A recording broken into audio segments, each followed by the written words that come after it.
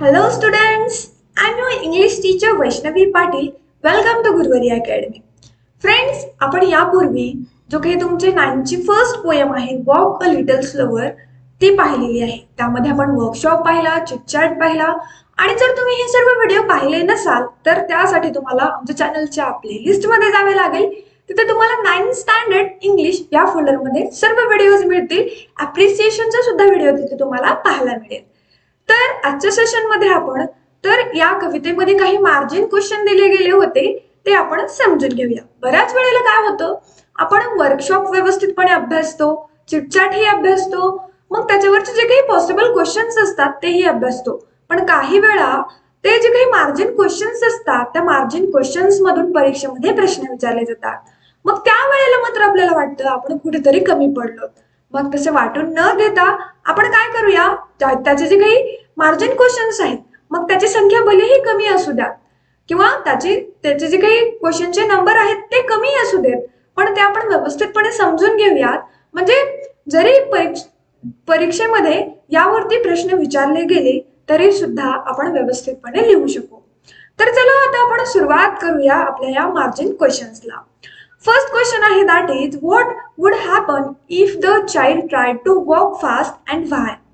तर पहा, पहिला प्रश्न आहे तो म्हणजे काय, तर काय घडेल जर एखाद्या लहान मुलानं अगदी फास्टपणे चालण्याचा प्रयत्न केला आणि का घडेल. तर पहा, लहान मुलं ही खूप निरागस असतात, इनोसंट असतात, बरोबर. तर ते सर्वजण लहानपणीच सगळ्या गोष्टी हळूहळू शिकत असतात आणि ॲट द एज ऑफ जवळपास 6 ते 7 वर्षापर्यंत ते बोलायला, चालायला, आपापली कामे करायला शिकतात आणि तिथून खरी डेव्हलपमेंट व्हायला सुरुवात होते. तर लहानपणी आपण बऱ्याच वेळेला चालत असताना पडतो, मग तिथून आपण सावरतो आणि परत आणखी चालण्याचा प्रयत्न करतो.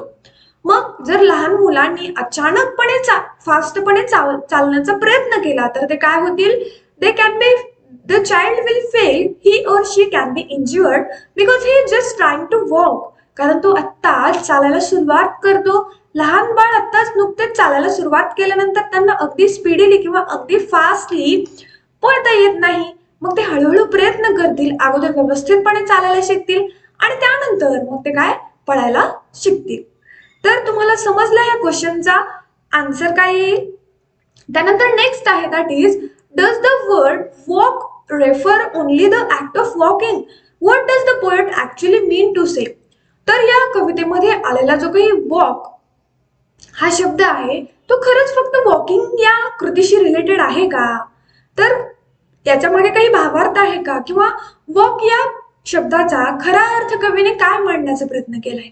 तुम्हाला काय वाटतं याचा अर्थ काय असावा. तर फक्त तेवढाच अर्थ त्याचा तेवढाच अर्थ त्याचा आपण घेऊ शकत नाही, कारण जे काही कवी असतात ते फार विचार करून प्रत्येक गोष्ट लिहित असतात. मग यामध्ये यांनी वॉक या शब्दाला वेगळ्या अर्थाने मांडण्याचा प्रयत्न केला आहे. तर याचा आन्सर येतो no. The poet means that the child is copying everything for his और her father. The fathers all routes are followed by child.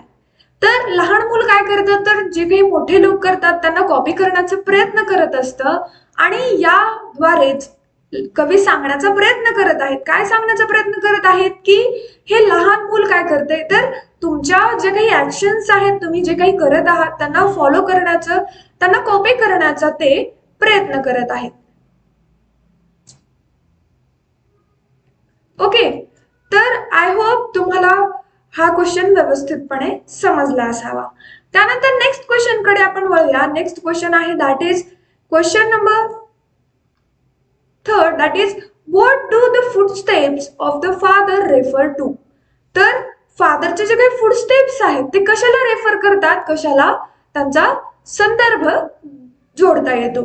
तर फुटस्टेप्स म्हणजे काय, तर त्यांचे जे काही ऍक्शन्स आहेत, त्यांच्या ज्या काही ऍक्टिव्हिटीज आहेत याला कवीने रेफर केला आहे. तर याचं उत्तर काय येईल, footsteps of the father refer to the activities which done by father. आणि त्यानंतर मग शेवटचा प्रश्न आपण पाहूया that is question number 4. What qualities of your parents और elders would you like to adopt. तर तुमच्या पॅरेंट्सच्या कोणत्या कोणत्या क्वालिटीज तुम्हाला अडॉप्ट करायला आवडतील.